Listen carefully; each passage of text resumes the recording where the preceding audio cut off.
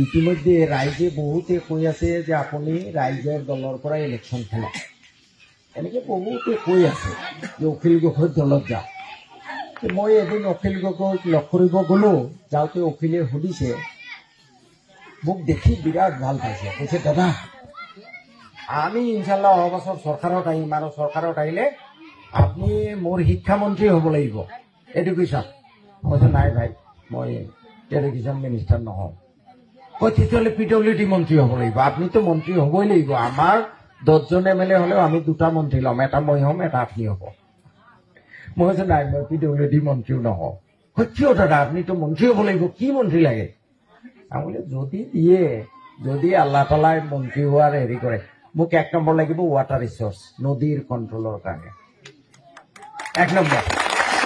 2 number, যদি আৰু আপোনালোকে ভাবে যে 2টা মন্ত্ৰিত্ব চলাব পাৰিম, তেতিয়াহ'লে মোক ৰেভিনিউ দিব। তেওঁ সুধিছে কিয়? বোলে এই যে যিটো নদীৰ ভাঙা, এইটো মই কণ্ট্ৰল কৰিব, এইটো মোৰ 1 নম্বৰ কাম। ৰাস্তা ঘাট হৈ থাকিব, হস্পিটেল হৈ থাকিব, এইবোৰৰ কাৰণে বেছি কষ্ট নাই, মূল হ'ল এই নদীৰ কণ্ট্ৰল। 2 number, revenue. তেওঁ দিছে ৰেভিনিউ কিহৰ কাৰণে? বোলে যিমান চোৰ আছে চব পাত্তা দিম, যিমান ভূমিহীন মানুহ আছে চবকে পাত্তা দিম, মাটিৰ সমস্যা সমাধান কৰিম। বুজি পাইছে নহয় কথাটো? ইতিমধ্যে ৰাইজে বহুতে কৈ আছে যে আপুনি ৰাইজৰ দলৰ পৰা ইলেকশ্যন খেলক। এনেকৈ বহুতে কৈ আছে যে অখিল গগৈৰ দলত যাওক। মই এদিন অখিল গগৈক লগ কৰিব গ'লোঁ। যাওঁতে অখিলে সুধিছে, মোক দেখি বিৰাট ভাল পাইছে। কৈছে, দাদা আমি ইনশাল্লাহ অহা বছৰ চৰকাৰত আহিম, আৰু চৰকাৰত আহিলে আপুনি মোৰ শিক্ষামন্ত্ৰী হ'ব লাগিব, এডুকেশ্যন। কৈছে, নাই ভাই, মই এডুকেশ্যন মিনিষ্টাৰ নহওঁ। কৈ তেতিয়াহ'লে PWD মন্ত্ৰী হ'ব লাগিব। আপুনিতো মন্ত্ৰী হ'বই লাগিব। আমাৰ 10জন MLA হ'লেও আমি 2টা মন্ত্ৰী ল'ম, এটা মই হ'ম, এটা আপুনি হ'ব। মই কৈছোঁ, নাই, মই PWD মন্ত্ৰীও নহওঁ। কৈ কিয় দাদা, আপুনিতো মন্ত্ৰী হ'ব লাগিব, কি মন্ত্ৰী লাগে?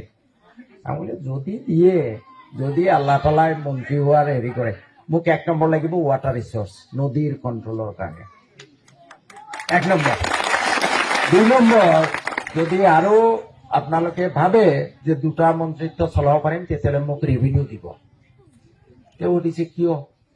বোলে এই যে যিটো নদীৰ ভাঙা, এইটো মই কণ্ট্ৰল কৰিব, এইটো মোৰ 1 নম্বৰ কাম। ৰাস্তা ঘাট হৈ থাকিব, হস্পিটেল হৈ থাকিব, এইবোৰৰ কাৰণে বেছি কষ্ট নাই, মূল হ'ল এই নদীৰ কণ্ট্ৰল। 2 number, revenue. তেওঁ দিছে ৰেভিনিউ কিহৰ কাৰণে? বোলে যিমান চোৰ আছে চব পাত্তা দিম, যিমান ভূমিহীন মানুহ আছে চবকে পাত্তা দিম, মাটিৰ সমস্যা সমাধান কৰিম। বুজি পাইছে নহয় কথাটো? যিকোনো খবৰৰ বাবে যোগাযোগ কৰক 7099017330 অথবা 709901